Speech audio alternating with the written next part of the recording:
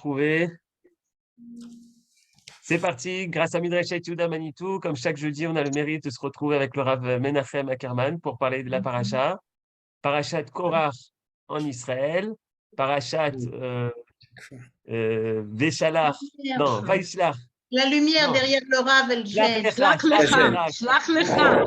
Shlach Lecha, pour ceux qui nous suivent. Tu es Ça va bien, Je suis, etc. Mais on est déjà à Parachat Korach et tu as intitulé le titre Les plus râleurs et les pluralismes. Pour une fois, j'ai compris le jeu de mots et dans les deux cas, ils sont râleurs et pluralistes. Alors, c'est comme ça, si tu veux, je peux te faire un chiot sur les jeux de mots. Ok, j'essaie d'arranger au niveau de l'endroit pour que ce soit mieux. Ouais, non, c'est bon, ça y est. Ouais, après, de toute façon, le soleil, il va se... Ouais, je sais, mais le soleil, la prochaine fois. Tov, az shalom le kulam. On étudie donc la paracha de Korach. Et comme tu as dit, c'est-à-dire, il ne faut pas oublier qu'en dehors d'Israël, c'est la paracha de la semaine prochaine. Ça vous permet d'avoir une semaine d'avance pour digérer la paracha. Et en Eretz Israël, c'est la paracha de ce Shabbat. Donc, je vais tout de suite ouvrir le texte, comme d'habitude. Parashat Korach, Midrashet Yehuda. Et ça va nous permettre aussi comme d'habitude, On peut agrandir un peu. Oui, je vais l'agrandir, tu as raison. Merci. J'agrandis un petit peu comme ça, voilà. Et donc, Leilu Nishmatim, Imi Morati, Daïta Batra Biyushua Levi Tider, Leilu Nishmat Victor Chaim Be'ar Ben Duna, Leilu Nishmat Olga Faigi Batle, Vivon Sarah Batfani, Claude Moshe Ben Adel, Néli Badrachel, Yoshua Rachamim Ben Avram Dufour. Si quelqu'un veut rajouter, vous pouvez envoyer à Johan ou à moi peut-être un chat, ou sinon dites-le vous. Tov. Alors donc, maintenant qu'on a dit tout ça, on va, bien entendu, on va rentrer dans la paracha, et je vais poser quelques questions pour commencer. Et aussi, je vais essayer que l'étude soit sur texte, c'est-à-dire qu'en même temps que le fait de poser des questions, qu'on puisse étudier, comme d'habitude d'ailleurs, et le texte, et aussi certains enseignements de Chachamim. Et comme vous savez, je préfère toujours me baser sur l'enseignement de Rashi, bien entendu. Rashi, c'est les Chachamim. Regardez ce que dit le premier Rashi de la paracha. Veikar Korach, le Midrash de Rabbi Tanchuma développe une fort belle explication de ce chapitre. C'est-à-dire qu'on a quelque chose de pas exceptionnel, mais quand même de spécial dans cette paracha, c'est que Rashi va suivre on pourrait dire presque à la lettre, il va suivre le commentaire du Midrash Tanchuma. Donc on a en fait une étude basée sur un très beau Midrash qui est très célèbre, je pense que vous avez entendu parler du Midrash Tanchuma, et on étudie donc pas seulement Rashi, on étudie aussi Rabbi Tanchuma sur la paracha. C'est un Midrash ancien, Kadoum d'Eretz Israël. Rabbi Tanchuma, c'était un Tana en Eretz Israël, et c'était de manière générale, si vous aimez le Midrash, je vous conseille d'étudier Rabbi Tanchuma, le Midrash Tanchuma. Alors, les questions qu'on peut poser, regardez, dans la Mishnah de Avot, il y a marqué Ezei machloket sheina leshem shamayim, zo machloket korach vechol adato. Donc Pirkei Avot 5.17, c'est-à-dire que la machloket de Korach et de son assemblée, c'est une machloket qui est considérée shelo leshem shamayim. Mais je voudrais insister sur cette expression Korach vechol adato. C'est-à-dire que la Mishnah fait remarquer que dans cette machloket, il n'y a pas que Korach. Il y a Korach et il y a la Eda. Et la question qu'on va étudier ce soir, c'est de savoir si Korach et sa Eda c'est son assemblée, c'est la même chose.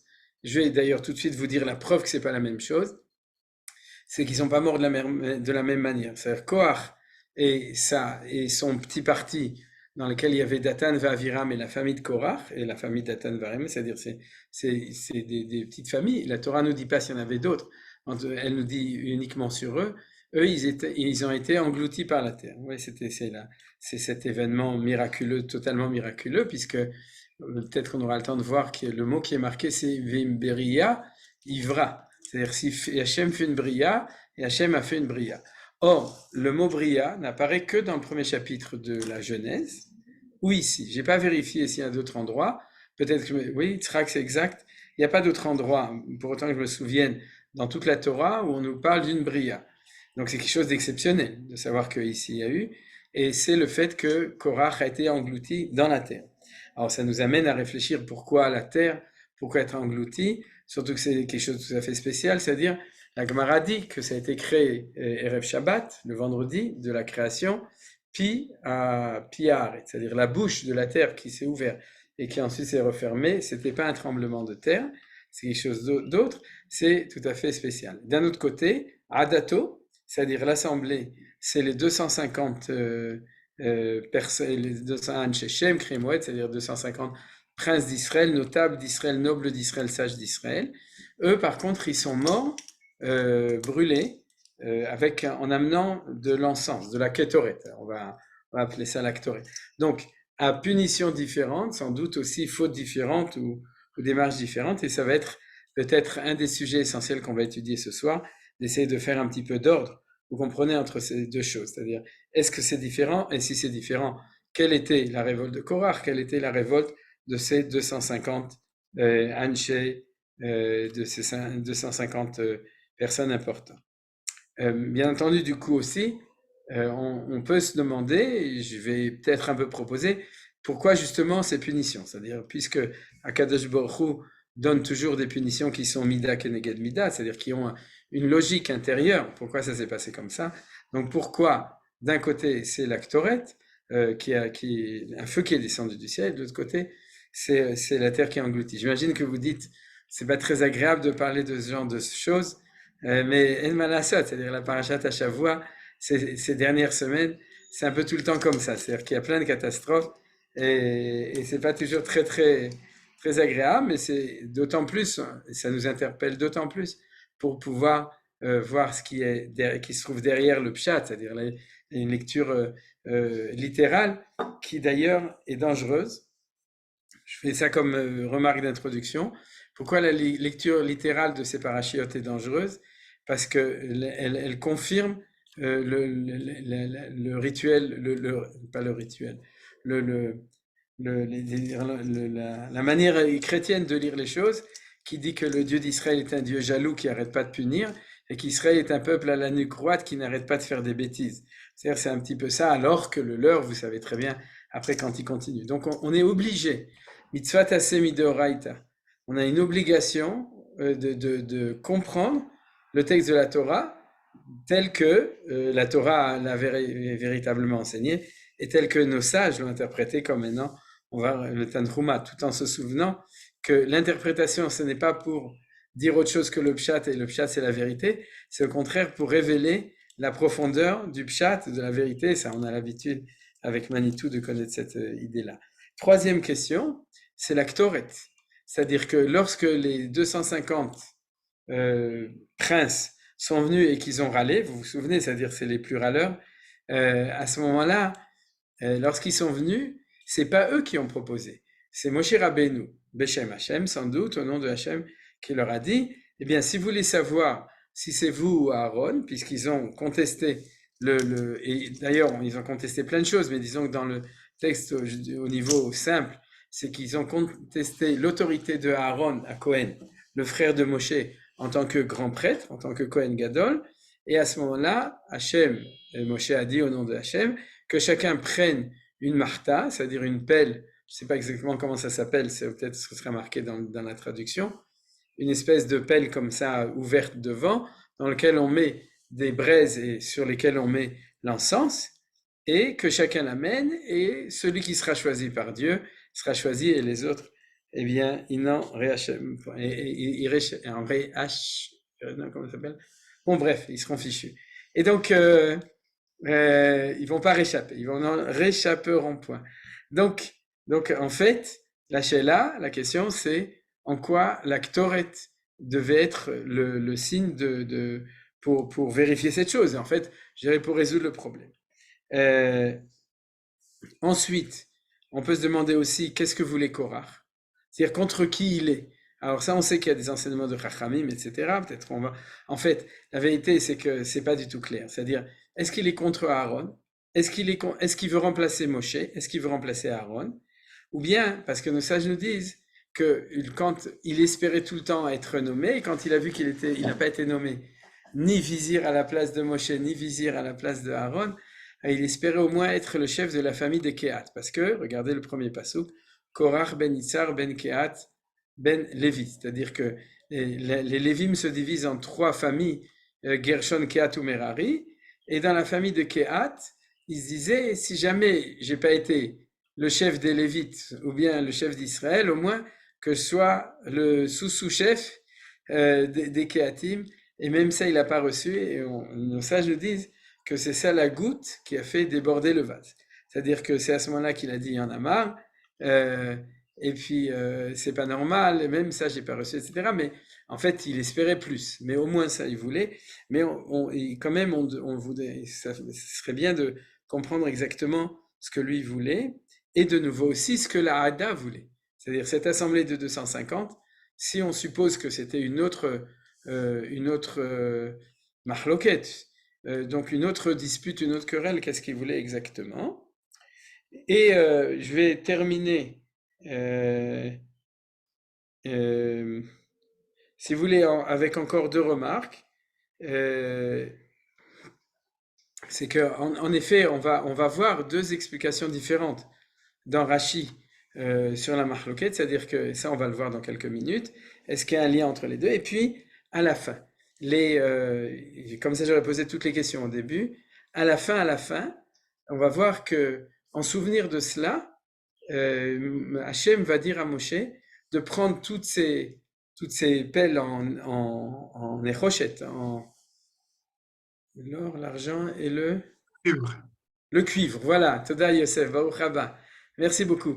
De toutes ces pelles en cuivre dans lesquelles il y avait la Ktoret quand ils sont morts, et d'en faire des feuilles de cuivre qui vont être plaquées sur le Mizbeach HaOlah, l'autel extérieur qui est lui-même en cuivre, sur lequel on amène les korbanot. Alors pourquoi cette chose-là? Et je peux d'ailleurs poser une question beaucoup plus précise. C'est-à-dire pourquoi ne pas le mettre sur ou à côté de l'autel des Ktoret, Mizbeach HaKtoret qui était en or et qui était à l'intérieur du bâtiment, du Oel, de la tente ou du Echal à l'époque du temple. Pourquoi les mettre à l'extérieur ici? Et puis aussi, à la fin, on va avoir l'histoire des bâtons de chaque tribu avec le bâton de Aaron à l'intérieur. Qu'est-ce que tout ça vient nous enseigner par rapport à tout ce qu'on a appris maintenant? Voilà, alors maintenant qu'on a posé plein de questions, alors on va peut-être pouvoir voir les choses comme ça.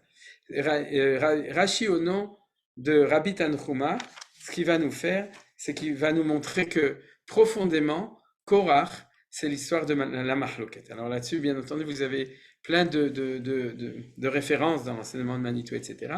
Mais regardez, parce que le mot, on va voir ça tout de suite, on va suivre un petit peu. Tout d'abord, Veikar Korach.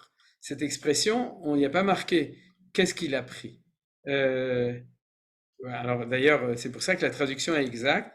Il y a marqué Veikar, c'est format partie, c'est ce que Manitou explique aussi dans le cours de 84 que vous avez reçu en général. C'est Veikar, il se prit lui-même pour passer de l'autre côté. Comme disait Manitou aussi, c'est ce qu'on appelle fonder un parti, c'est-à-dire se mettre à part de l'autre côté pour se séparer de la communauté et se rébiffer contre la prêtrise, ainsi que le Targum Onkelos, il se sépara de la communauté pour chercher querelle. Et du coup, Rashi amène des preuves d'autres versets, que le mot Vaikar, comme dit le Targum, Veitpaleg. Itpaleg, c'est le même mot que Miflaga en hébreu, c'est-à-dire que, en fin de compte, il a fait une querelle, une mahloket. Alors, dans cette lecture des choses, on va reconnaître le fait que, si vous voulez, Korach, c'est le paradigme au niveau de la Torah de ce que c'est que de faire une mahloket, de se disputer, etc. Et on va le retrouver dans la suite plein de fois, en fait, cette idée de la mahloket. Regardez, par exemple, on voit à Ben Itzar, je ne l'ai pas marqué, c'est ce que je vous ai raconté, puis en fin de compte, ça ne changeait rien. S'il n'aura pas le poste de Moshe, alors il veut le poste de Aaron. S'il n'a pas le poste de Aaron, alors il veut le poste de celui qui a reçu le rôle du chef de la famille de Kehat, etc. C'est marqué dans un Rashi ici, mais je l'ai cité Béalpé, et on voit ça. Et si vous voulez, il y a encore d'autres choses. Par exemple, là où il y a marqué,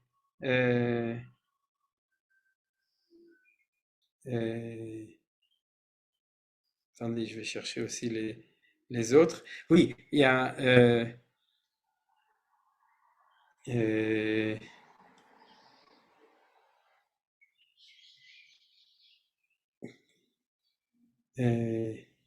on voit aussi que par exemple ici, alors je vais suivre dans les commentaires de Rashi. Voilà. Vaishlach Moshe likro le Datan ve'aviram beleiyav vayomru lo na'ale. C'est-à-dire que lorsque dans cette marloquette, les argumentations de Datan ve'aviram sont différentes de ceux de Korach, mais qui dit ça, Rashi dit Moshe a envoyé, d'où l'on apprend que l'on ne doit pas s'obstiner dans une querelle, puisque Moshe a insisté auprès d'eux afin de les calmer par des paroles conciliantes. C'est-à-dire qu'on voit vraiment qu'il y a ici une vraie querelle et un vrai effort qui est fait pour être lo l'arzik b'machloket. Et on voit aussi par exemple ça dans le verset 25, qui est beaucoup plus tard. D'abord ici aussi, on voit que comme Moshe, vayelech el Datan va'aviram, va'elchu acharav ziknei Israël. D'accord, c'est-à-dire qu'à partir du moment où Akadosh Baruch Hu dit qu'il va les punir, puisqu'il y a déjà marqué avant, Vaïdaber Adonai el Moshe v'Aaron Lemor, ibadlu mitoch ha'eda azot ve'achale otam karega. Donc je vais tous les anéantir. On ne sait pas encore comment ça va se passer, on ne sait pas encore qu'ils vont être brûlés ou avalés par la terre. Et là il y a marqué que Moshe prie, El elole aruchot lechol basar aish echad irtav al kol ha'eda tiktzor. Donc ne punis pas tout le monde.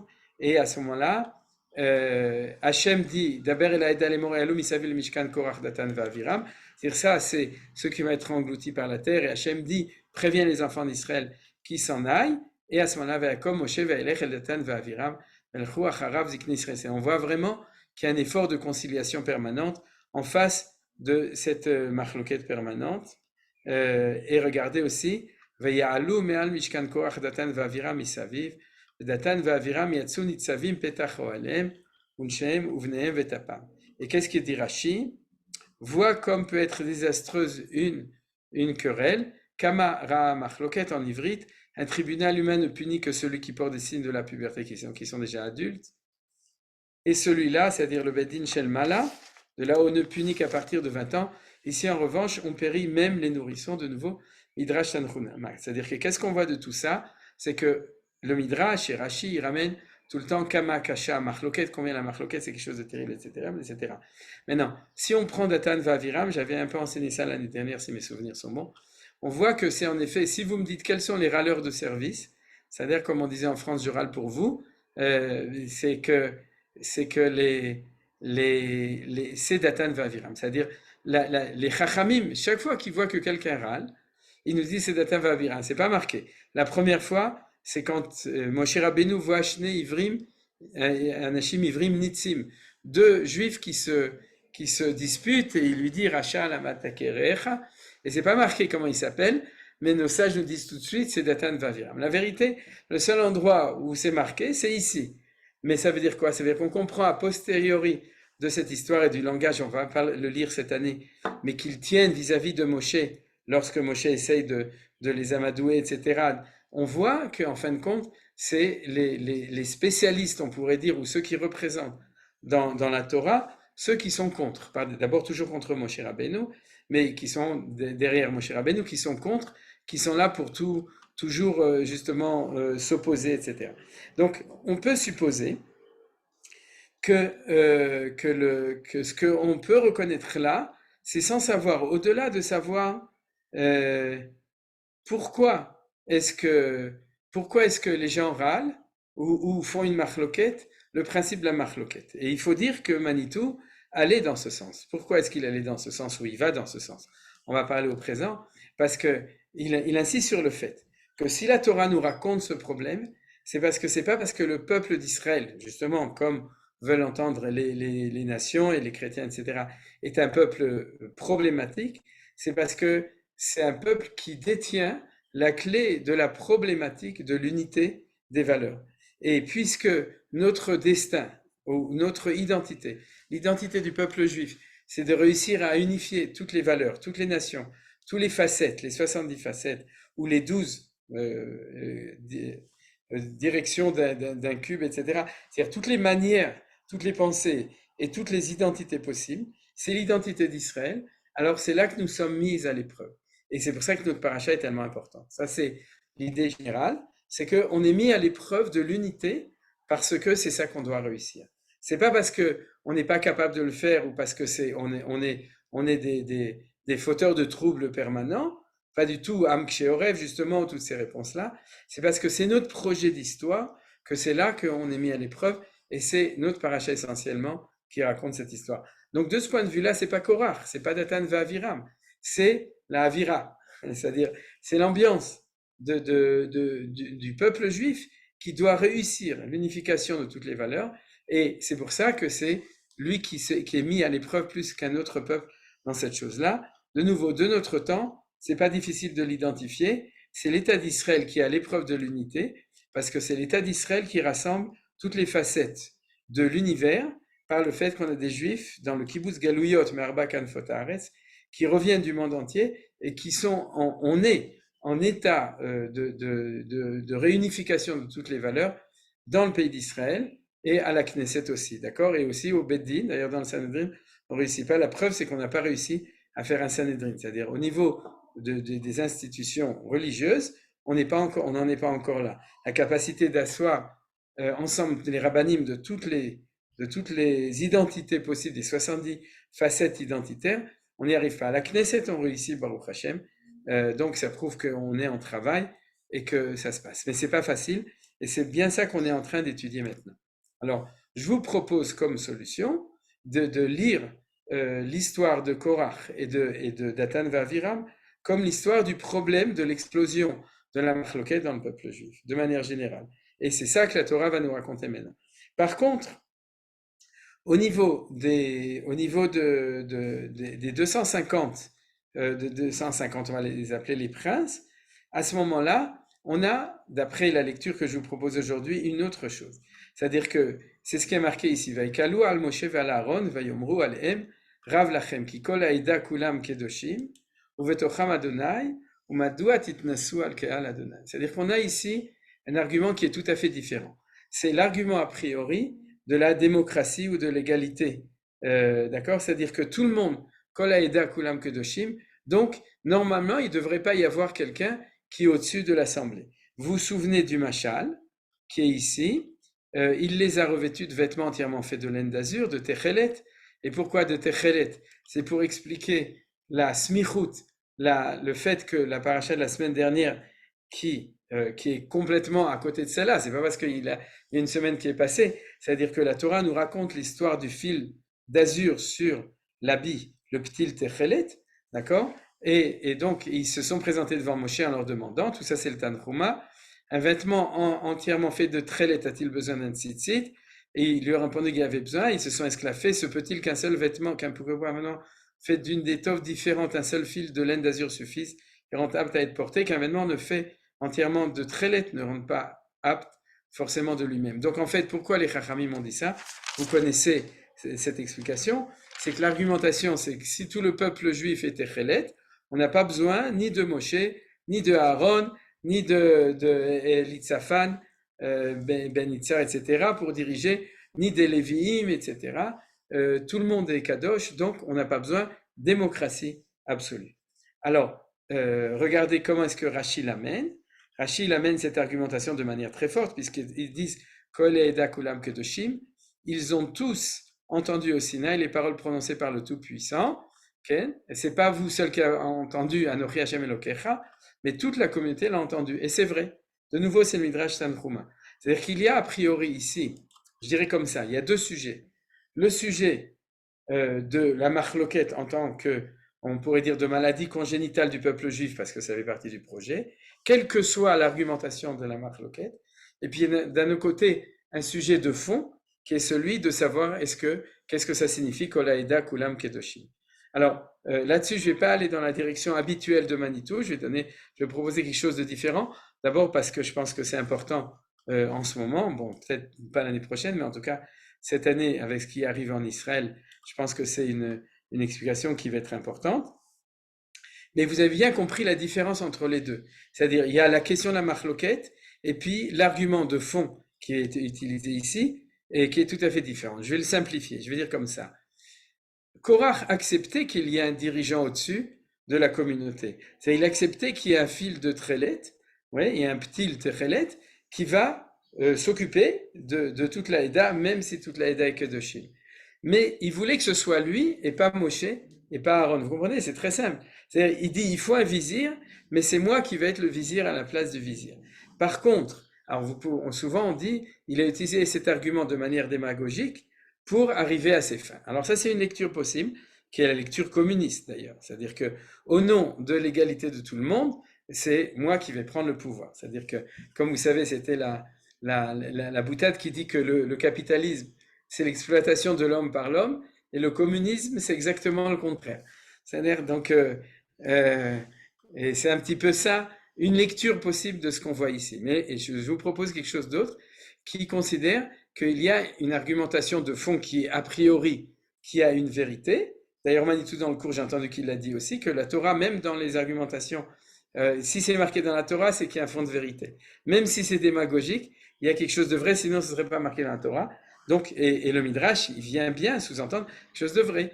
S'il y a un peuple qui a entendu tous la révélation de Hachem, ce n'est que le peuple d'Israël. Puisque, comme vous savez, l'argumentation du Kuzari, comment pourrons-nous croire dans une religion qui vient et où une personne dit j'ai entendu, Mohamed ou Yeshua ou n'importe qui, c'est-à-dire qu'il dit j'ai entendu, croyez en moi. Par contre ici, c'est un argument qui est utilisé par Moshe Rabbeinu lui-même, Atem reitem ki min hashamem dibarti machem, c'est-à-dire que vous avez vu de manière générale, donc il y a une véritable parole comme ça.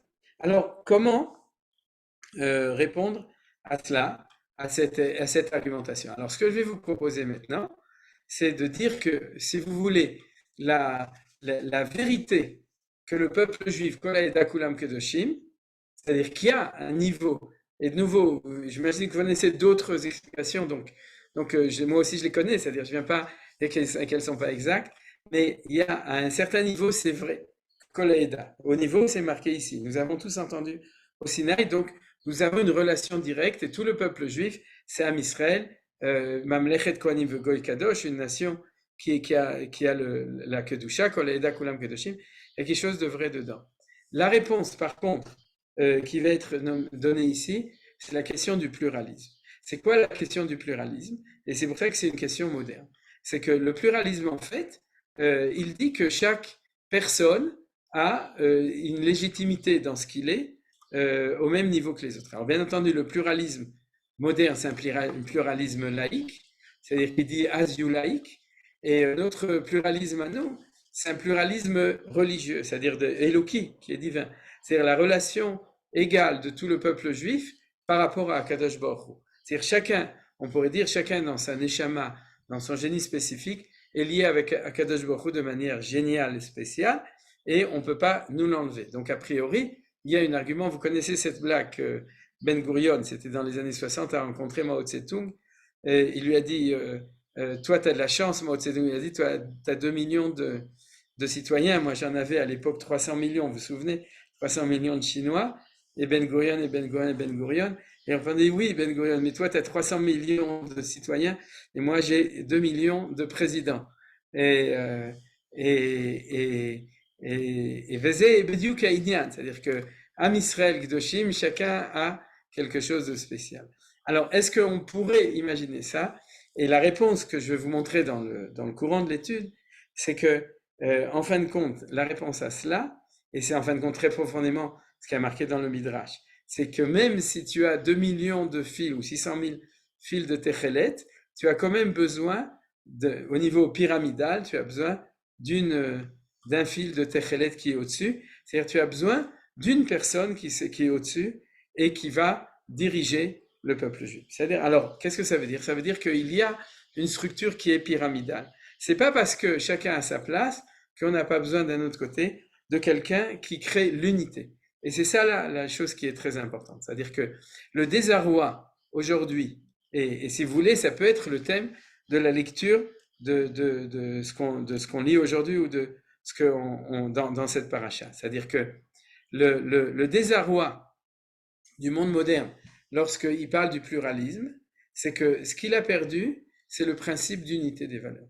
C'est-à-dire qu'il y a une reconnaissance de la spécificité de chacun, et ça, traduit dans la Torah Kdosha, Alpi à Torah, c'est Kol Haeda Kulam Kedoshim, c'est-à-dire qu'il y a quelque chose de spécial, mais au-dessus de là, il faut qu'il y ait une unification de tout. Regardez où est-ce que ça peut être marqué dans Rashi, je vais essayer tout de suite de le retrouver. Voilà, c'est marqué ici. Alors, vous comprenez que cette discussion, c'est les martot. Les martot, c'est les encensoirs. Voilà, on a trouvé la traduction. D'accord, c'est les encensoirs. Comme je vous ai dit, c'est un petit truc comme ça qui se tient, une petite pelle comme ça, en érochette, donc.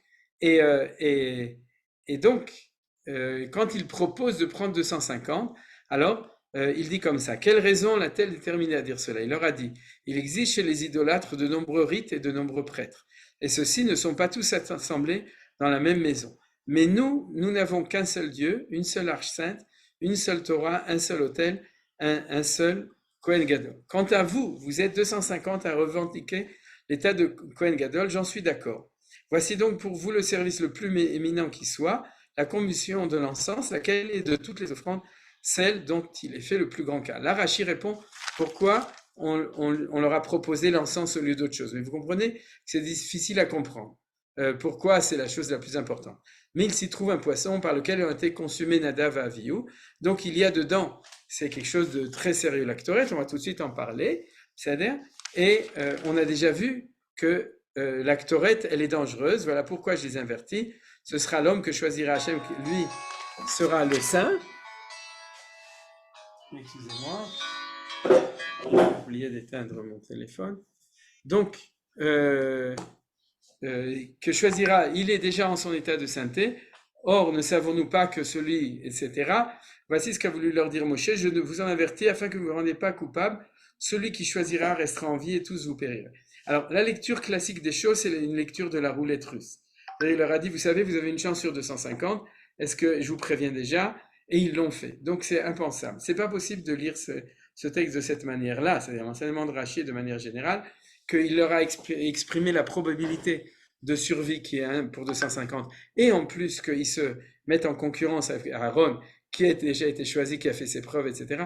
Donc c'est impossible. Les tachataim et benafshotam, il faut qu'il y ait une pensée différente. Alors la pensée différente, elle est marquée.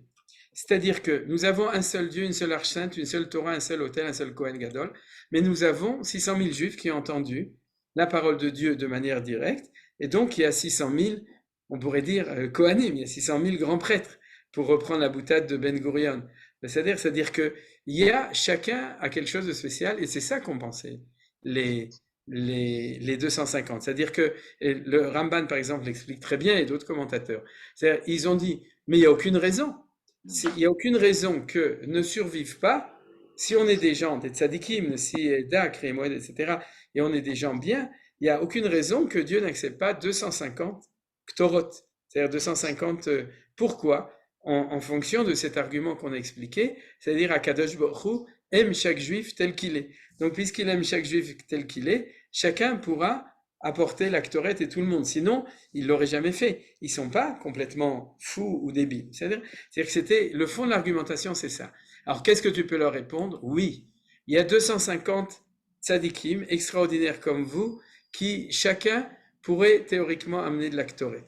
Mais il y a malgré tout quelque chose de l'ordre qui est au-delà de la pluralité, qui est l'unification des différentes manières d'être, qui fait l'unité.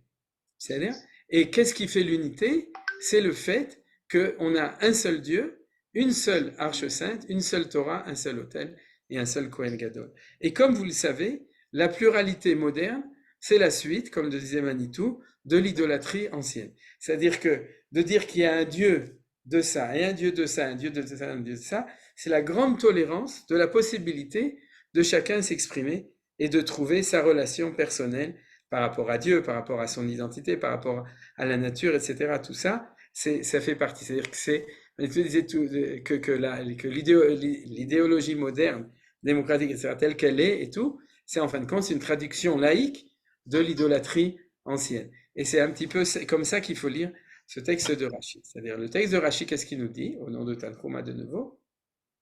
C'est que tout vient de l'unité et tout doit être régi par l'unité. Et la grande catastrophe d'un pluralisme, c'est-à-dire du droit à chacun d'être Kol Kedoshim, lorsqu'il n'y a pas l'unification de valeurs, c'est-à-dire que le principe qui unifie tout, la grande catastrophe, c'est que, en fin de compte, tout ça, alors justement, il faut se demander, d'abord, on perd l'unité, on perd le lien avec Akadosh Baruch Hu fondamentalement. C'est-à-dire, tu crois que tu l'as parce que tu as ta relation vis-à-vis de lui personnelle, et l'autre est là personnellement. Mais en fin de compte, on perd son aile et on perd les lampes pour s'élever vers Dieu parce que Akadosh Baruch Hu se trouve dans le fait que toutes les valeurs sont vraies, à condition qu'il y ait Ichud Amidot, ce dont Manitou parle toujours, c'est-à-dire l'unité de toutes les valeurs. Alors l'unité des valeurs, ça peut être quand on fait le Shema, quand on étudie la Kabbalah, quand on s'occupe de politique, et puis ça peut être lorsqu'il y a les Kol Haeda Kulam Kedoshim, c'est-à-dire cette idée de spécificité de chacun et le fait que le peuple juif a un principe unitaire, comme on dit dans la tfila de Shabbat après-midi, Ata Echad Veshimcha Echad, ou Mi Ke'amcha Israël, Goy Echad Baret. C'est-à-dire que notre identité, comme j'ai dit, et je voudrais citer, j'ai juste commencé à lire, mais ça m'a beaucoup intéressé, Jordan Peterson. J'imagine que maintenant vous le connaissez, Youssef sûrement, puisqu'il est canadien, mais aujourd'hui c'est un best-seller. Et j'ai entendu de pas mal de gens qui ont dit que c'était vraiment intéressant. Et il parle, au début de son livre, il parle de cela. Il dit que dans le monde moderne actuel, la grande catastrophe du pluralisme, c'est-à-dire que chacun, on dit tu es comme tu es, on n'a pas le droit, il est interdit d'interdire, et tu ne peux pas être dirigiste dans ton éducation parce qu'il est comme il est, et puis quel qu'il soit, etc. C'est lui son identité. Il dit que ça crée une solitude terrible de l'homme, autant au niveau social qu'au niveau spirituel. C'est-à-dire qu'il n'y a plus rien qui te dit d'abord que ce que tu penses c'est vrai, puisque tout le monde a raison, tout le monde est bon, tout le monde est gentil, et puis ensuite parce que il y a plus de lien véritablement possible, puisqu'il n'y a pas le corps, cette idée du principe d'unification de tout. Et à mon avis, c'est ça qui lie profondément les deux explications de Rashi qui sont l'explication du Tanhuma, où on pourrait dire Korach ve'adato, puisqu'on a commencé comme ça. Korach, c'est la querelle, et Adato, c'est le principe qui a priori a l'air extraordinaire du fait de la pluralité. D'accord? Mais en fin de compte, cette pluralité, sans le principe unificateur véritable, qui va être au niveau de la Manigout, qui va être Moshe et Aaron, et les Lévi'im, et la Mishpah, la famille de Kehat, etc. Sans cela, en fait, c'est ça la source de la querelle. Vous comprenez? C'est-à-dire la source de la querelle, c'est que s'il n'y a plus de principe, à ce moment-là, chacun est éclaté, et c'est ce qui est marqué dans la Gemara, de Maseret, dans la Mishnah de Sota et dans la Gemara de Maseret Sanhedrin, où il y a marqué que Beikveta de Meshicha, dans les temps messianiques, à Emet Ne'ederet. C'est la vérité disparaît. Et la Gemara dit, Mazen Ne'ederet, Nasit Adarim Adarim. C'est-à-dire que la vérité existe, mais elle devient troupeau. Ça veut dire quoi? Ça veut dire que chacun a un petit peu de la vérité, mais elle n'existe plus parce que ce qui manque, c'est le berger, qui va réussir à réunir tous les troupeaux. Et c'est de ça qu'on parle depuis le début, dans le principe que si on a un seul Dieu, une seule archante, une seule Torah. Alors c'est ça le discours qui a été fait vis-à-vis des Mataim Vechamishim. C'est-à-dire vous allez prendre la Ktoret et vous avez imaginé que Dieu va accepter les 250 Ktorot parce que c'est au nom de Kol Haeda Kulam Kedoshim, et vous n'avez pas compris qu'il faut un seul Kohen Gadol et que c'est de lui. Et la preuve, c'est que Nadav et Avihu sont morts à cause de ça. Parce qu'ils sont morts à cause de la même raison. C'est-à-dire que celui qui devait rentrer la Ketoret dans le Kodesh HaKodashim au moment de l'éducation du temple, c'était Aaron le Kohen Gadol. Et ils ont cru que eux, à sa place, ou eux en plus, pouvaient faire la même chose. Vous avez compris? C'est-à-dire qu'ils étaient aussi dans une espèce de démocratie de la Kedusha et du fait de s'approcher de Hachem jusque là où on pense qu'on peut le faire ou on veut le faire. Et pour continuer, il faut que je me souvienne ce que je voulais dire dessus, c'est parce que maintenant j'ai perdu le. Donc, ce que je voulais dire, je vais reprendre. C'est ça au niveau de la. Ah oui, je sais où j'en étais. C'est-à-dire que c'est ça l'équation qui va réunir l'identité de Korach Va'adato. Et c'est pour ça que ça s'appelle Korach Va'adato. Vous comprenez? C'est-à-dire que Korach lui accepte qu'il y a quelqu'un, mais il est dans la marloquette, et la marloquette vient justement de cette manière d'effectuer. Alors, ce que je voulais, c'est passer à la question suivante. Pourquoi la Kétoret? C'est-à-dire, vous comprenez? Alors, Rashi, au nom de Tanhuma, a donné une explication a priori simpliste, je dirais. C'est quelque chose d'important. Mais la solution est dans le mot lui-même, parce que le mot Kétoret, ça vient du mot lékater, et ça veut dire lékater, pas en hébreu moderne, mais en hébreu, la Torah, ça veut dire faire un lien, faire un nœud, c'est-à-dire lier les choses. C'est-à-dire que la Kétoret de toutes les avodot chez Mamikdash, de tous les services qui sont dans le Beth Amikdash, son rôle, c'est d'unifier les choses. Et c'est pour ça que ça s'appelle Kétoret. Et donc, ça va être la raison pour laquelle, lorsqu'ils utilisent cet argument, que nous créons l'unité parce qu'il y a 250 facettes, ou 600 000 facettes, ou 70 facettes, et qu'on va les réunir, à ce moment-là, en fait, ils parlent le langage de Kétoret. Ils disent, nous sommes le principe d'unification. Et on nous dit non, le principe d'unification, c'est qu'il y a une personne, le Kohen Gadol, qui, ou de manière générale, pour amener la Torah au Beth Amikdash de tous les jours, je ne parle pas de celle de Yom Kippourim, ça peut être un autre Kohen, mais il n'y en a toujours qu'un seul. Et il y en a un seul qui va l'amener, il n'y en aura pas 250, il y a une impossibilité de faire ces choses-là, et c'est pour ça que ça va être voué à l'échec. Il faut cette unique qui est au-dessus de tout, qui lui réussit à faire le lien. Vous avez compris? Parce que si vous prenez 250 fleurs, si vous voulez faire un bouquet, il va falloir le fil qui va emballer toutes ces fleurs pour faire l'unité. Et c'est ça le rôle du manig en Israël. C'est-à-dire le rôle du Kohen Gadol, et éventuellement de Moshe Rabbeinu aussi, mais en tout cas du Kohen Gadol, ça va être ce rôle-là de réussir à faire cette unification de tout.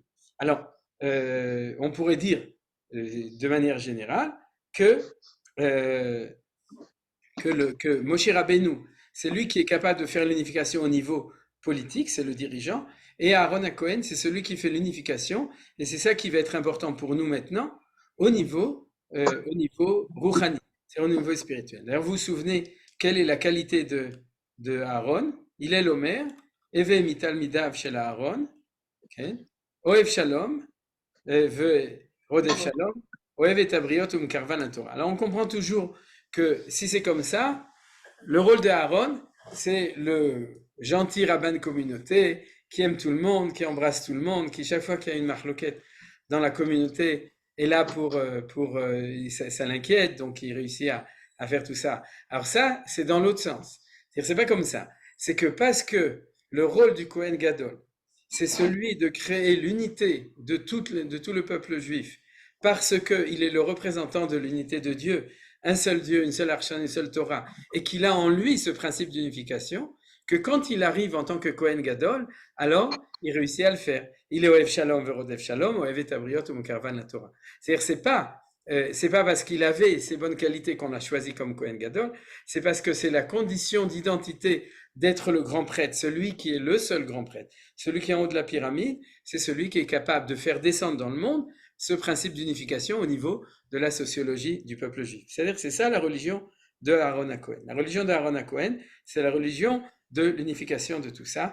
Alors c'est pour ça qu'il était là, et c'est pour ça que c'était impossible autrement que de cette manière-là, et c'est pour ça, sauf que c'est lui qui a survécu, et que tous les autres y sont morts. Alors je vais vous proposer mamash en un mot, une hypothèse au niveau de pourquoi est-ce que Korach a été englouti par la terre, et pourquoi est-ce que les Marzika Ktoret, c'est-à-dire les 250, ils ont été brûlés par le feu. Alors ils n'ont pas été brûlés par le feu de l'encens, de la Ktoret. cette Ktoret, elle était là, et il y a marqué Zéréala, etc. Ils ont été brûlés comme Nadav Avihu par un feu qui est descendu du ciel et qui l'a brûlé.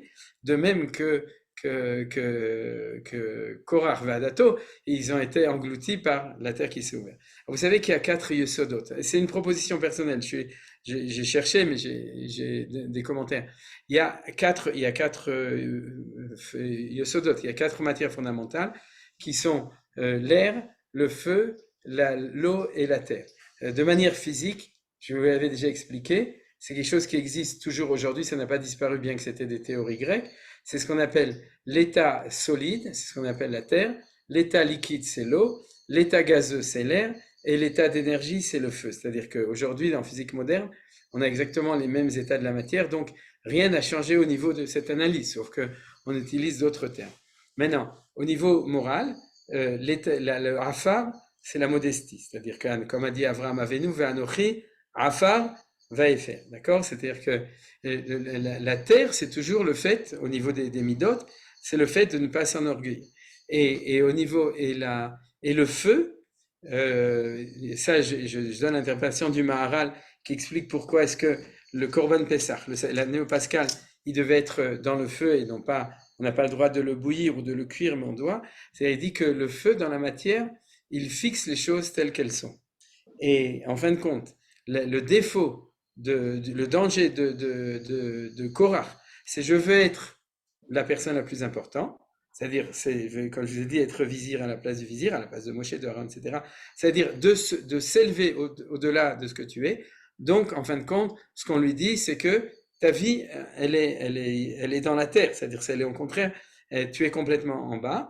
Et au niveau des 250 personnes, il y avait un sentiment que votre chemin va amener l'unité, mais en fin de compte, elle va au contraire, elle va mettre chacun, fixer chacun dans ce qu'il est. C'est ce que fait le feu. C'est le feu ou matzmit. C'est-à-dire qu'il fixe les choses telles qu'elles sont. Et c'est ça qu'on a voulu leur dire au niveau de ça. C'est-à-dire tu crois que tu vas créer ce mélange d'unité, ce que fait d'ailleurs l'eau, mais de manière mauvaise, si c'est pas bien fait, puisqu'à mamaim bolelim et akol, il mélange tout. Mais ça, au contraire, le feu, c'est ça qui va, au contraire, vous fixer dans votre spécificité et qui va empêcher l'unité générale de toutes les choses. Alors, pour continuer, et si vous voulez, puisque je vous ai donné un développement général qui intègre ces deux idées, d'accord? L'idée de la machloket de manière générale et de la machloket, on pourrait dire spécifique, qui est aussi congénitale au peuple juif, qui est celle de Kol Haeda Kulam Kedoshim, de la grandeur de chaque Neshama d'Israël, mais du besoin d'avoir cette valeur d'un dirigeant qui est celui qui crée l'unification des choses. C'est pas un dirigeant qui dirige, et c'est pour ça d'ailleurs que dans toute la lecture de la paracha, autant au niveau de Moshe et d'Aaron, on va voir toujours en filigrane qu'ils n'ont pas été choisis par la grâce de Dieu, ils n'ont pas été choisis parce que Dieu a décidé, etc., comme ça semble l'être dans les textes, etc., des fois même du commentaire, mais ils étaient choisis par leur valeur, leur qualité d'être capables d'être les véritables dirigeants du peuple juif, donc de réussir, entre autres, à réussir ce projet-là. Alors, on va continuer. On a déjà expliqué pas mal de choses dans le texte. Bon, tout ça, c'était Datan Aviram. Et on a raconté l'histoire, etc. Et à la fin, on va arriver à ici. Donc, dans le chapitre 17, Vaïdaber Adonai El Moshe Lemor, Emor El Azar, Vela Aaron HaKohen, Veyarem et Amartot mi ben Asrefa vetaesh Zereala Kikadeshu. Donc, comme vous avez vu, l'encens était toujours dedans. Et Martot Achataim Aele ben Afshotam, Ve'asu Otam Rikoué Pachim Tipu la Misbeach, Ki Krivum Lifna Adonai Vekdashu, Ve'leot Livne Israël. Donc, c'est le fait de les plaquer. Le plaquer sur l'autel, le Misbeach à Ola, l'autel justement, l'autel extérieur, l'autel le Misbeach à Ola, Misbeach à Nechoshet, c'est une mitzvah qui a été marquée ici, pour l'autel de cuivre, et Rashi le dit pour qu'il n'y ait pas d'erreur, parce que Rikoué Pachim Tzipouy la Misbeach, on aurait pu imaginer que c'était un Tzipouy du Misbeach à Ktoret. Et d'ailleurs, ça aurait été logique, puisque c'est une histoire de Ketoret. Et Rashi nous précise, plaquage pour l'autel de cuivre, qui est l'autel extérieur sur lequel on a amené toutes les corbanotes. Et la suite, Veikach el Hazar hakohen et martot hanechoshet asher ekrivu asrufim, veirakum tzipui lamizbeach, zikaron livnei Israël leaman asher lo yikra vishzar asher lo mize Aaron laktir ketoret lifnei Adonai, velo yeh kekorach vecha adato kasher diber Adonai beyad Moshelo.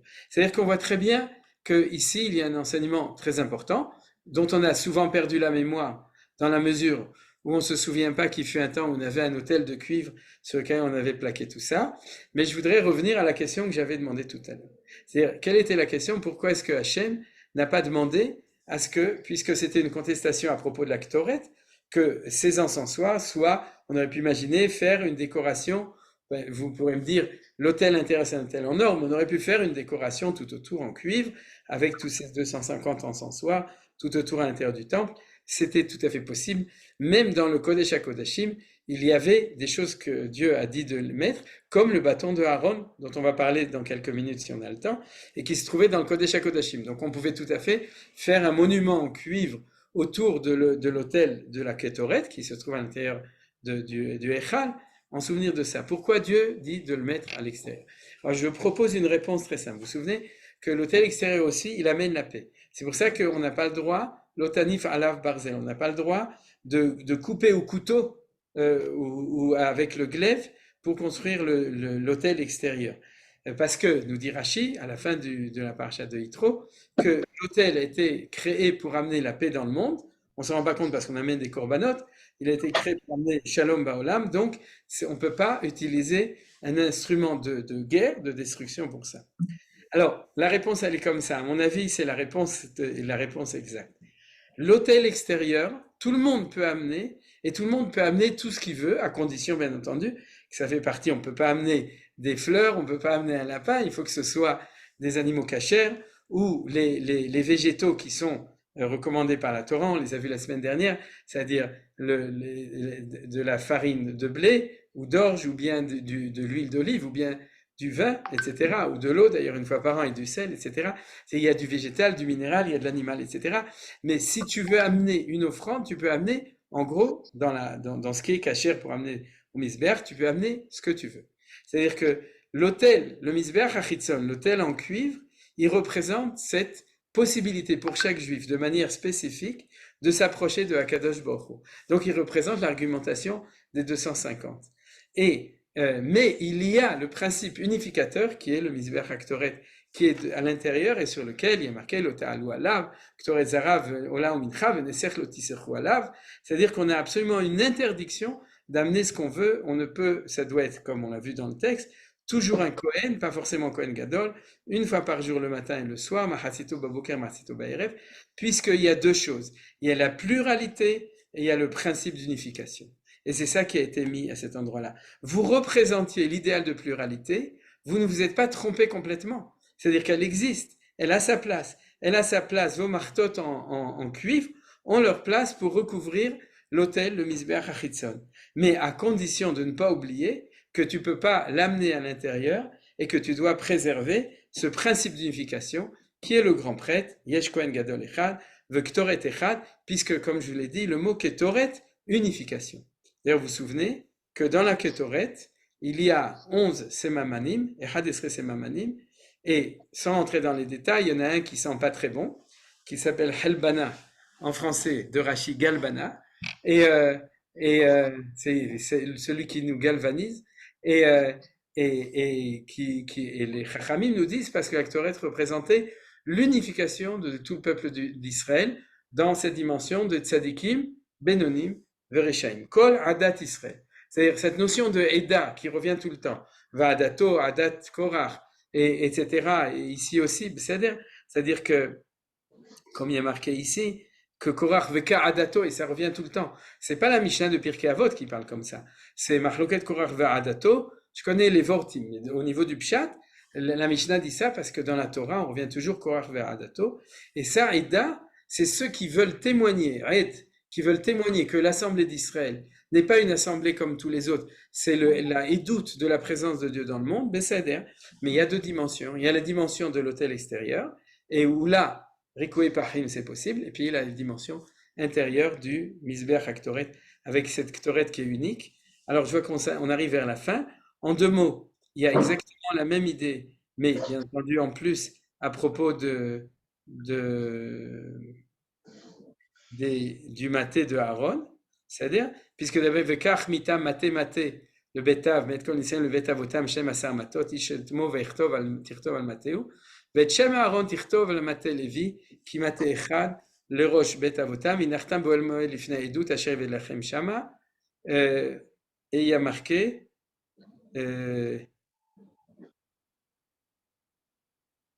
כן, וידבר משה אל בני ישראל, ויתנו אליו כל ניסי מטה לנשיא, אחד מטה לנשיא אחד לבית אבותם, שם 10 מטות, ומטה אהרון בתוך מטותם. Il l'a placé au milieu afin qu'on ne dise pas que c'est la fleur. Et bon, ça c'est le Tanhuma. Mais Betor, c'est toujours Bataver, qu'on avait vu à propos du Etzadat Tovara, c'est au milieu. Et c'est pour ça qu'il a fleuri. C'est-à-dire que le maté de Aaron, pour faire un mauvais jeu de mots, le vrai dirigeant du peuple juif, c'est pas celui qui s'imagine qu'il est là pour mater les autres. C'est-à-dire que c'est mathématique. C'est-à-dire il est là pour expliquer le principe d'unification de tout. Et s'il a les 12 matot de tous les autres, d'ailleurs le Ramban dit quelque chose de très beau, il dit qu'il n'y avait pas marqué sur le maté le nom de la tribu, il y avait marqué le nom du prince de tribu. Et sur celui de Lévi, il y avait marqué Aaron. Parce qu'il y a un individu, une personne, qui a un nom qui existe et qui est capable de faire Oev Shalom Verodev Shalom Vetabriot Vokarvan la Torah. Et du coup, c'est comme ça que son maté il fleurit. C'est-à-dire il va fleurir parce qu'il a le maté de tout le monde autour et son maté qui est au milieu. Et c'est exactement ce qu'on a appris à propos des Rikou et Pachim, et c'est ce qu'on apprend. C'est parce que vous savez qu'il y avait plein de contestations. La tribu de Reuven contestait aussi le droit d'aînesse de Yehuda, de Yosef, et des Lévim, etc. Les Bechorot contestaient. C'est-à-dire que toutes ces contestations, on nous explique que si ça a été réussi, c'est comme ça. Alors je vais m'arrêter puisqu'on a terminé.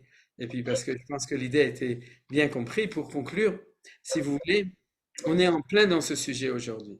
Parce que comme je vous l'ai dit, le désarroi de nos enfants, de la Dora Y, c'est-à-dire de la génération Y, il paraît qu'il y a après il y a Y, il y a encore des trucs, Y, mais la génération de nos enfants, c'est une génération qui a été éduquée ou intoxiquée par le pluralisme moderne, et dans tout, dans la politique, dans les valeurs, dans l'éducation, dans toutes les choses. Alors on peut dire éduquer, on peut dire ce qu'on veut, parce que comme je l'ai dit, il y a une valeur, mais si déjà de ce qu'on peut apprendre de la paracha, si déjà on a quelque chose à enseigner au monde, à amener au monde, à amener au peuple d'Israël, etc., c'est de leur expliquer que d'avoir un dirigeant n'est pas une contradiction avec le droit à l'existence ou la singularité ou la spécificité de chaque neshama, de chaque facette du monde, de chaque facette du peuple juif. Et c'est le contraire, c'est ce que j'ai dit en tant que paradoxe. C'est pas de la tyrannie, le fait de mettre un dirigeant, c'est pas du fascisme, c'est pas du nazisme, c'est pas du stalinisme, c'est du judaïsme. Et c'est ça que notre Torah nous enseigne. C'est qu'il n'y a pas de pluralité réussie sans un principe, sans ce petit fil, d'accord, pétil, c'est-à-dire le résumé de Techelet qui montre le tachlit, la finalité des choses, qui se trouve au niveau du Kisei HaKavod, c'est-à-dire du bleu azur qui nous renvoie au Kisei HaKavod, qui nous renvoie tout en haut. Et c'est qu'il n'y a que de cette manière, dans cette dialectique, entre le respect de la spécificité et l'énonciation, la construction. Et c'est extrêmement difficile. C'est pour ça que Manitou, et aujourd'hui on étudie Manitou, parce que tout le monde voudrait qu'on nous donne un enseignement de Torah qui explique comment est-ce qu'on respecte et en même temps on a un principe d'unité. Mais c'est une Torah, c'est toute la journée qu'il faut étudier et enseigner encore pour chaque fois qu'on a une pluralité, expliquer quel est le principe unificateur de cette pluralité. Les nations, les différentes tendances du peuple juif, une famille, un couple, l'éducation, tout ce que vous voulez, une école, partout une yeshiva, dans tous les cas, c'est un impératif, et c'est cet impératif, d'après l'explication que je vous ai donnée aujourd'hui, que la Torah nous enseignait dans la paracha de Korach. Donc, si vous avez des questions. Je peux parler 2 minutes? Même 3 si tu veux. Tout votre cours m'a tout le temps fait penser à la première marloquette. C'était le Caïn et Abel. Il y a eu la marloquette. On ne sait même pas de quoi elle existe. C'était les deux. Après, ce Nathan et Avira, il y a une façon que Dieu a résolu pour Caïn et Abel, c'est qu'il n'a pas puni finalement. parce que c'était nécessaire, il fallait qu'il y ait une contradiction, Echad en face de l'autre.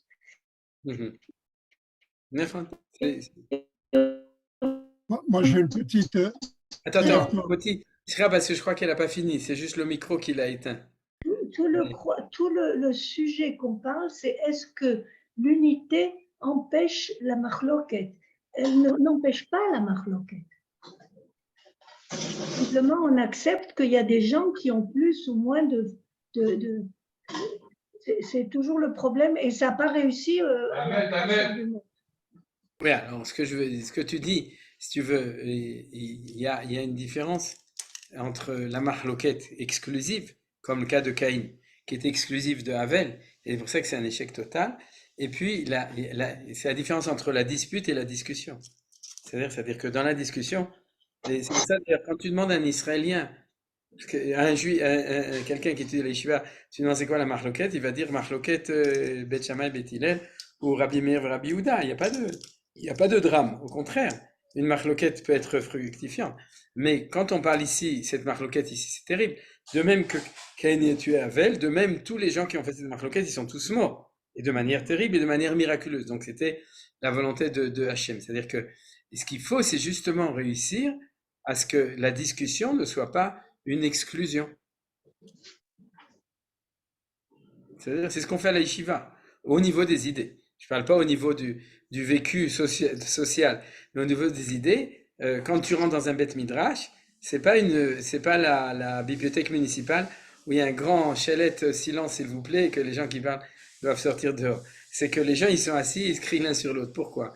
Parce qu'ils savent qu'on peut comprendre de deux manières et que pour arriver à la compréhension, il faut accepter qu'il y a 2 manières ou 10 manières ou 50 manières différentes, ce qu'on appelle Ilou Ve'ilou Divrei Elokim Chaim ou Shivim Panim la Torah. Souvent, les gens ne comprennent pas. Ils ne comprennent pas quand on était à l'école, il n'y avait jamais 2 vérités possibles.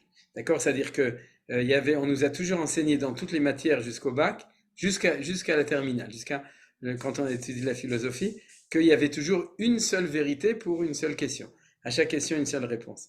Et le peuple juif et le peuple d'Israël est là, comme tu dis aussi. Seulement, c'est pas une apologie du droit à se disputer.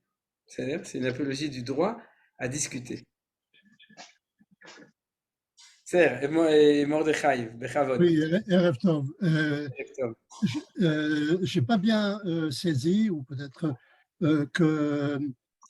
quel est le pitaron à la marloquette. Alors, on peut expliquer, on peut comprendre quel est l'archétype et que le but de cette paracha, c'est de nous expliquer, comme tu l'as dit, qu'est-ce qu'une marloquette, mais quel est le pitaron, mis à part le choix d'Akadosh Baruch Hu avec la manifestation de l'amandier et des fleurs qui ont poussé, qui ont prouvé que c'était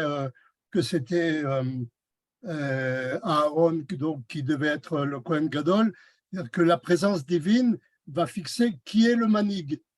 Aujourd'hui, on n'a pas de kelim qui vont décider quel est le manig. C'est-à-dire que là, on se trouve devant une paracha qui nous expose une marloquette terrible et de dire ça n'arrête pas. Bon, alors évidemment, on voit pas ça comme tu l'as dit au début, comme avec la vision chrétienne, etc.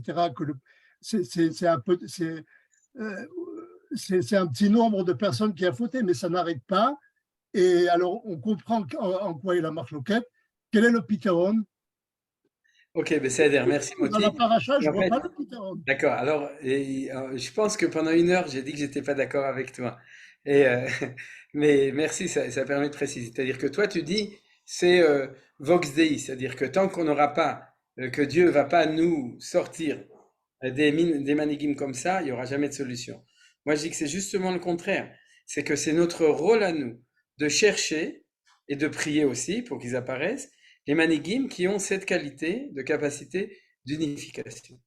C'est notre rôle. C'est valable pour ta communauté, c'est valable pour le peuple juif en Israël, c'est valable pour le monde entier, etc. Mais on doit le chercher. Et si la manière de les choisir, c'est une manière démocratique, eh bien, il faut faire les choses de manière... C'est-à-dire, si tu identifies quelqu'un, d'accord, qui représente ça, il faut voter pour lui. Ok, mais tu n'auras jamais la majorité. C'est-à-dire que je suis d'accord que pour le moment, le seul système ou quelque chose qui peut se rapprocher, c'est la démocratie, mais on n'aura pas 100%, et il y aura peut-être toujours 250 révoltés qui vont faire le balagan. Bon, mais ça, il y aura toujours. Le problème n'est pas de savoir le balagan. Le problème est de savoir qui est-ce qui dirige. Parce que, quelle que soit la personne qui dirige, il y aura du balagan. Et je dirais que s'il n'y a pas de balagan, c'est que c'est un dictateur, c'est beaucoup plus grave. C'est C'est ça. pas la possibilité qu'il y ait du balagan. Le balagan, c'est la tzissa, c'est la vitalité du peuple juif qui fait du balagan. Et, mais d'un autre côté, il y a de nouveau, c'est ce que j'ai dit aussi les fois d'avant et que même tu disais toujours, la Torah nous raconte pas la crise, elle nous raconte la crise parce que c'est normal qu'il y ait des crises pour nous proposer des solutions. Alors c'est bien ce que tu as demandé et c'est justement ça que j'ai dit, c'est que la solution, c'est de chercher et de prier et d'espérer de trouver le manig qui soit le principe unificateur, comme j'ai dit, qui soit le ruban qui réussit à unir le bouquet de fleurs, quoi, tu vois. Mais à l'époque, au temps de Moshe et Aaron, c'est pas le peuple d'Israël qui les a cherchés, c'est Akadosh Baruch Hu qui les a nommés. Oui, mais ça, c'est toujours la même argumentation. Mais c'est toujours le même argument. Alors, de nos jours, il n'y a pas de Yomot HaMashiach parce qu'il n'y a pas de Sanhedrin, il n'y a pas de. Donc, il n'y a pas, non. C'est-à-dire, c'est pas vrai. Et puis, quand il y avait une communauté, même dans l'histoire, à Saragosse ou n'importe où, il y a des lois dans le Shulchan Aruch de Shiva Ve'ahir, des processus comment chercher, et on devait chercher quelqu'un qui était capable, jusqu'à aujourd'hui, à tous les niveaux, d'avoir. C'est une valeur, tu comprends? C'est une valeur inculquée, c'est une valeur extrêmement importante. C'est que le dirigeant unique ne contradit pas le droit à chacun d'avoir sa place. Le droit à chacun d'avoir sa place ne contradit pas le dirigeant unique. Ça, c'est plus le mode la réponse est dans la Torah. Et la Haftarah d'aujourd'hui, elle répond à la question de votre auditeur. Là. Oui. Elle a donné la réponse en désignant un roi. Justement, c'est un manig. Ken. Il a fait, je me souviens plus quelle est Haftarah, alors je peux pas. Bien, Shmuel, la désignation d'un roi. Ah, Besséder. Oui. Ouais, d'accord, bien fait. Ken Besséder. Top. Oui, c'est-à-dire que là, on a de nouveau. Justement, c'est le principe d'unification qui est dans la royauté. Oui, d'accord, mais de nouveau, l'histoire de la royauté dans le monde n'a pas toujours prouvé que. Non, je ne parle pas de la royauté du monde, je parle de la royauté d'Israël. Mais dans le Chazon, dans le projet. Voilà. Il y a Shmuel, c'est pour ça que quand on dit que Korach a vu Shmuel, qui était Shakul Keneged Moshe Aaron. D'accord? Comme on dit Moshe Aaron Bechanav ou Shmuel Bekoreshemo, ça c'est référence aussi à l'Haftarah, c'est qu'il a vu en Shmuel la possibilité d'arriver à ça. Ce qu'il n'a pas vu, c'est que ce n'était pas lui qui était la bonne raison pour que Shmuel devienne ça. C'était Moshe Aaron. C'est-à-dire, c'était. C'est toujours Akadosh Baruch Hu qui a choisi. Même Shmuel. Ah oui, c'est vrai. Non, je ne suis pas d'accord, Moti, parce que là, tu prends l'argumentation ultra haredi qui dit que le jour où la prophétie disparaît, à ce moment-là, on ne peut plus rien faire. À ce moment-là, ce n'est pas la peine d'étudier la paracha. Tu comprends? C'est-à-dire, si Dieu ne nous a pas donné des kélim pour interpréter les choses dans toutes les circonstances possibles, à tous les niveaux, alors c'est que l'enseignement est un enseignement circonstanciel dans des conditions précises où il y a un Sanhedrin, où il y a un prophète, et puis des regards, excuse-moi, mais des Moshe et Aaron dans les générations d'après, il n'y en a pas eu. Ça prouve que les choses sont relatives, c'est-à-dire, et malgré tout, l'idée de pouvoir chercher, former, d'ailleurs ça se forme, d'accord? Si tu es formé dans une yeshiva où on passe son temps à expliquer que Enod Milvadenu, d'accord? C'est-à-dire à part notre manière de comprendre la Torah, il n'y a pas d'autre Yalkut, d'accord? Tu ne peux pas avoir d'autres cartables, Ken Vamevini Avin, d'accord? À ce moment-là, tu ne formeras jamais un dirigeant du peuple juif. D'ailleurs, il ne sera jamais élu à la Knesset. Parce que le peuple juif ne supportera pas quelqu'un qui, au nom de la Torah, sera dans l'exclusivité. C'est impossible. Alors, ça veut dire qu'il faut une Torah, qui est la Torah, que le Midrash Tanhuma enseigne dans la paracha. Je t'ai posé une question dans le chat, enfin 2 questions, mais qui se rejoignent. C'est une question de syllogisme. Tu as dit que le trait-lettre représentait le haut de la hiérarchie, c'est-à-dire en donnant l'exemple de l'azur. Je n'ai pas très bien compris d'ailleurs pourquoi le haut de la hiérarchie. Et d'un autre côté, tu as dit que Aaron représentait aussi le haut de la hiérarchie. Donc, est-ce qu'en fait, il y a un rapport entre ce trélet dont Korah parle et le tafkid de Aaron? Oui, oui, à 100%. C'est-à-dire qu'on dit que même si, tu vois là le fil, tu le vois? Je sais pas si on le voit. C'est le fil à retordre pour le peuple juif. On le voit que au net, on le voit pas après. C'est bon. Il est là. Mais même si toute l'assemblée a une relation, parce que le trelet, la Gemara, elle dit que pourquoi est-ce qu'il y a un fil de trelet et il y en a un seul, d'accord? C'est-à-dire, souvenez-vous, je ne rentre pas en détail des trois chitotes au niveau de comment on fait des tzitziot avec du trelet. Mais en gros, le pshat de la Torah, c'est qu'il y a marqué que tu fais tu fais une frange comme ça avec plein de fils blancs et il y a un ptil trelet. Il n'y a pas marqué ptilim.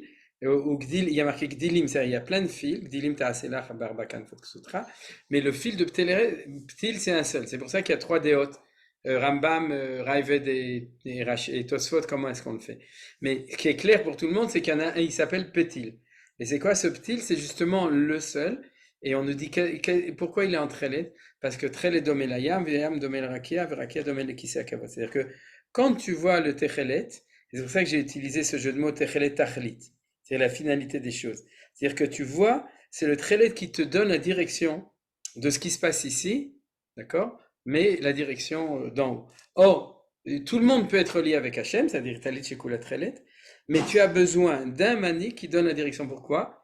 Parce que si cette direction, c'est pas la direction de l'unification des valeurs, tu vas être dans une religion qui va être à tendance idolâtre ou individualiste. Je vais dire quelque chose de très méchant, mais vous le savez, c'est-à-dire qu'un des graves problèmes de la religion juive en dehors d'Israël, c'est que chacun il a sa petite communauté, son petit judaïsme, sa petite relation vis-à-vis de Hachem, ce qu'on appelle la gisha pratit, d'accord? Eh bien, ça c'est aussi... En Israël aussi, il y a le même problème. Il y a un problème, d'accord, il faut l'arranger. Et si tu l'arranges en disant il faut que tout le monde soit de la même manière, tu l'as pas arrangé. Il faut chercher ce ptil génial qui va donner le principe unificateur de cette communauté, de cette famille, de cette assemblée, etc. Rav, ça me rappelle dans Manitou, il donnait l'exemple du Ham Israël. Il disait qu'il y a 70 fleurs et que le Ham Israël, c'est pas la 61e fleur. Et le but, c'est pas que toutes les fleurs soient les mêmes, mais le Ham Israël, c'est ce fil qui va être capable de prendre toutes ces fleurs et de créer un bouquet qui est harmonieux.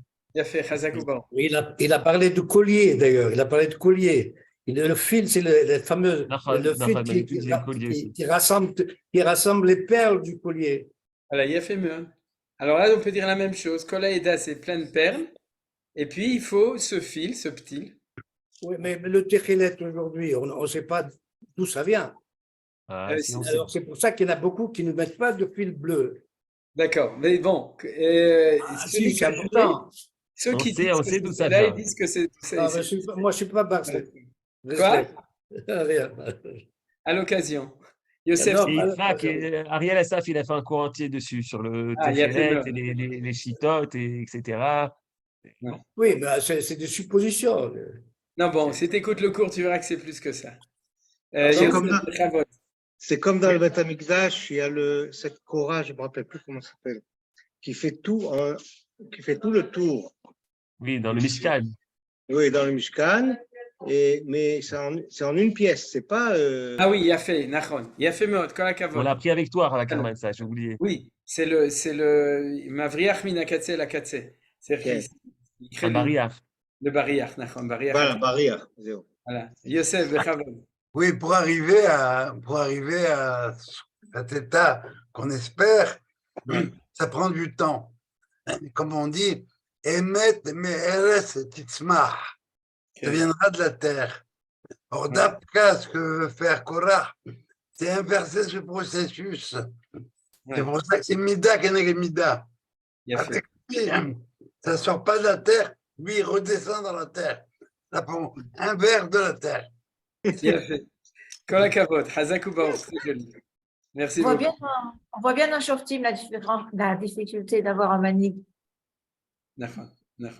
D'ailleurs, c'est pour ça que, c'est pour reprendre un mot, je ne voulais pas en parler, mais sur la remarque de Shulamit, c'est-à-dire que Shmuel, on pourrait dire, si on étudie l'histoire, on a eu d'abord les Shoftim, qui était cette notion de Kol Ha'ida Kulam Kedoshim, et on a vu que ça marchait pas sans un manig, et le seul qui a réussi à le faire, ça a été Shmuel, et c'est pour ça que Shmuel et Shakoul, qu'il est considéré comme Moshe et Aaron, parce que c'est celui qui est le dernier des juges, et qui, grâce à ça, pour reprendre ce qu'a dit Yitzhak, qui va permettre la transition avec une royauté qui voudra être celle qui est, comme Shmuel, celui qui fait l'unité des différentes valeurs qu'il y avait dans les différentes tribus dans le système de Shoftim. Mais s'il n'y avait pas eu ça avant, on aurait eu une royauté comme les Goïm de tyrannie, c'est-à-dire que il n'y a que moi derrière, après Dieu, etc. Il n'y a pas de possibilité. Donc il fallait, comme a dit Yosef du temps, il fallait ce processus. Et à mon avis, les Aniou Dati, c'est pour ça qu'on est dans le pluralisme et dans la démocratie, parce qu'on suit exactement le même processus. Tout d'abord, un temps de pluralisme, et puis ce temps de pluralisme est en train d'être en crise, d'accord? Alors que c'était le rêve, surtout après, disons depuis la Révolution, mais surtout après la Shoah, parce qu'on avait peur de tous les totalitarismes possibles. Et il est en crise en ce moment de manière claire, et c'est ça qui explique un peu ce qui se passe aussi en Israël et peut-être dans les autres pays. C'est-à-dire qu'on doit passer de ça à ce qu'on a dit aujourd'hui, c'est-à-dire ce qui va faire le Yichud. Tov, Toda Rabba Shulamit aussi, je crois que Igi Azman, non? Alors Shabbat Shalom, et c'est toujours un plaisir d'étudier avec vous, et Bezrat Hashem, on se retrouvera la semaine prochaine. Voilà, c'est le Trélet, le Trélet actuel, c'est celui-là. Shabbat Shalom Oti. Shabbat Shalom. Oui, c'est ça, c'est le Trélet du drapeau d'Israël. Shabbat Shalom. Shabbat Shalom, Mordechai. Shabbat Shalom à tous. Et Nicole, et tout le monde. Shabbat Shalom.